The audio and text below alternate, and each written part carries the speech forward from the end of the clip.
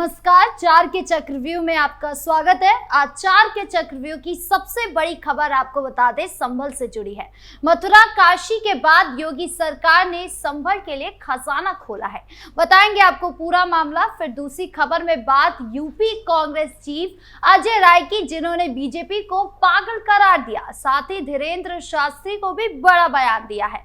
बताएंगे आपको पूरा मामला। फिर तीसरी खबर में बात नगीना सांसद चंद्रशेखर रावण की, जिन्होंने सीजेआई से बड़ी मांग की है।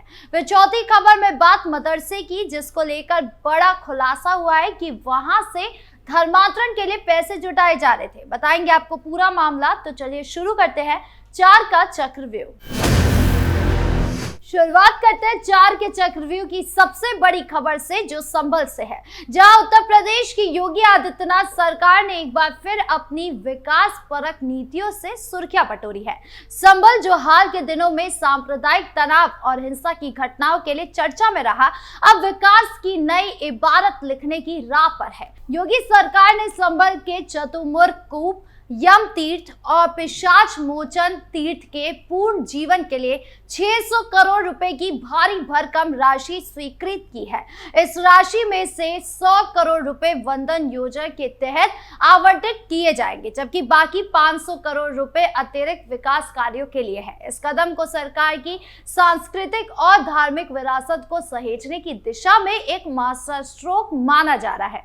मथुरा और काशी की तर्ज पर संभल को भी एक तीर्थ नगरी के रूप में विकसित करने की योजना है, जिसके तहत 5 तीर्थों का पूर्ण जीवन किया जाएगा। इनमें से 3 तीर्थों का काम पूरा हो चुका है, जबकि 2 पर तेजी से काम चल रहा है। स्थानीय लोगों में इस खबर से उत्साह का माहौल है, क्योंकि इसने न सिर्फ धार्मिक महत्व के स्थल चमकेंगे, बल्कि पर्यटन और रोजगार के नए अवसर भी खुलेंगे। लेकिन ये कहानी सिर्फ विकास की नहीं। संभल का नाम हाल ही में एक और वजह से सुर्खियों में रहा है, यहाँ की डेमोग्राफिक चेंज, जिसको लेकर बीजेपी नेता विनय कटियार का बयान भी सामने आया है। कटियार ने दावा किया है कि संभल में डेमोग्राफिक चेंज एक गंभीर मुद्दा है और इसके पीछे सुनियोजित साजिश हो सकती है। उनके इस बयान ने सियासी हलकों में कुछ तूफान खड़ा कर दिया है।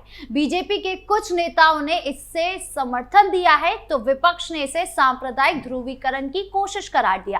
समाजवादी पार्टी ने कहा कि बीजेपी इस तरह के बयानों से जनता को असली ध्यान वाले मुद्दों से हटा रही है, जैसे बेरोजगारी और किसानों की समस्याओं से भटकाना चाहती है। संभल में 24 नवंबर 2024 को शाही जामा मस्जिद के सर्वे के दौरान हुई हिंसा में इस क्षेत्र को संवेदनशील बना दिया। उस हिंसा की जांच के लिए गठित न्याय आयोग ने अपनी रिपोर्ट सीएम योगी को सौंप दी, जिसमें दावा किया गया कि संभल लंबे समय तक आतंकियों का गढ़ रहा है। इस रिपोर्ट ने भी सियासी तापमान को और बढ़ा दिया। योगी सरकार का ये 600 करोड़ का निवेश न सिर्फ संभल को नया रूप देगा, बल्कि इसे अयोध्या और काशी की तरह एक सांस्कृतिक केंद्र के रूप में स्थापित करने की कोशिश है। अब ऐसे में देखना यह होगा कि 600 करोड़ का खजाना संभल की तकदीर कैसे बदलता है। दूसरी खबर यूपी कांग्रेस चीफ अजय राय के उस बयान से जुड़ी है, जिसने सियासी गलियारों में हड़कंप मचा दिया। अजय राय ने बीजेपी को पागल करार दिया। साथ ही बागेश्वर धाम के पीठाधीश्वर धीरेन्द्र शास्त्री पर भी तीखा हमला बोला। अजय राय ने कहा कि बीजेपी और उनके समर्थित लोग धार्मिक भावनाओं को भड़काकर सियासी रोटियां सेक रहे हैं। उनके इस बयान की पृष्ठभूमि में धीरेन्द्र शास्त्री का हालिया मथुरा बयान है, जिसमें उन्होंने मंदिरों और मस्जिदों में वंदे मातरम गाने की बात कही थी। राय ने इसे सांप्रदायिक ध्रुवीकरण की कोशिश करार दिया और कहा कि बीजेपी पागलपन की हद तक जा चुकी है। धीरेन्द्र शास्त्री जैसे लोग सनातन धर्म के नाम पर समाज को बांट रहे हैं। ये सब बीजेपी की शय पर हो रहा है, जो सत्ता बचाने के लिए किसी भी हद तक जा सकती है।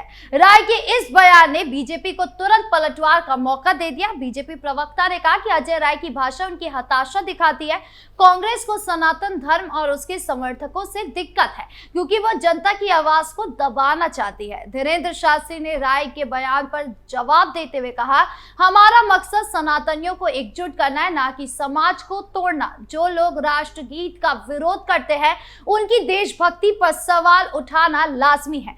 इस इस बयानबाजी ने उत्तर प्रदेश की सियासत में एक नया तनाव पैदा कर दिया है। कांग्रेस के इस हमले के पीछे एक रणनीति भी दिख रही है। मीडिया रिपोर्ट्स की माने तो अजय राय बीजेपी के धार्मिक कार्ड को काउंटर करने की कोशिश कर रहे हैं, लेकिन उनका ये बयान उल्टा भी पड़ सकता है, क्योंकि धीरेन्द्र शासी के लाखों अनुयायी हैं जो उनके बयान को सनातन धर्म के सम्मान से जोड़कर देखते हैं। अब ऐसे में देखना यह होगा कि ये सियासी जंग कहां तक जाती है और इसका असर 2027 के विधानसभा चुनावों पर कैसे पड़ता है।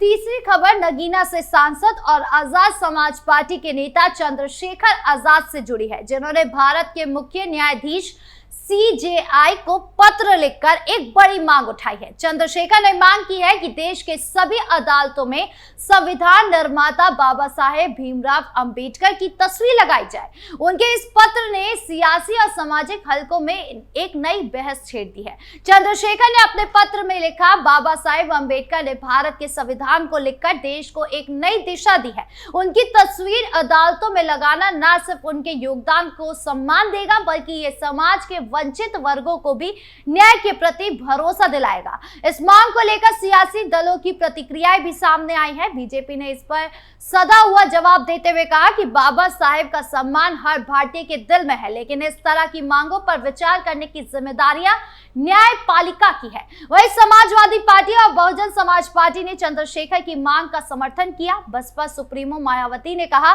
बाबा साहेब का सम्मान करना हम सबकी जिम्मेदारी है। उनकी तस्वीर कोर्ट में लगाने से समाज में समानता का संदेश जाएगा, लेकिन कुछ लोग इसे सियासी स्टंट भी बता रहे हैं। उनका कहना है कि चंद्रशेखर अपनी पार्टी की पहचान को मजबूत करने के लिए इस तरह के मुद्दे उठा रहे हैं। चंद्रशेखर आजाद यूपी की सियासत में एक उभरता हुआ चेहरा है। नगीना से उनकी जीत ने दलित और वंचित वर्गों के बीच उनकी लोकप्रियता को और बढ़ाया है। इस मांग के जरिए वो एक बार फिर सुर्खियों में आ गए हैं। खैर अब इस मामले में अब सबकी नजर सुप्रीम कोर्ट की प्रतिक्रिया पर टिकी हुई है। चौथी और आखिरी खबर एक मदरसे से जुड़ी है, जहां से धर्मांतरण के लिए पैसे जुटाए जाने का सनसनीखेज खुलासा हुआ है। उत्तर प्रदेश के एक मदरसे में पुलिस की छापेमारी के दौरान चौंकाने वाले तथ्य सामने आए।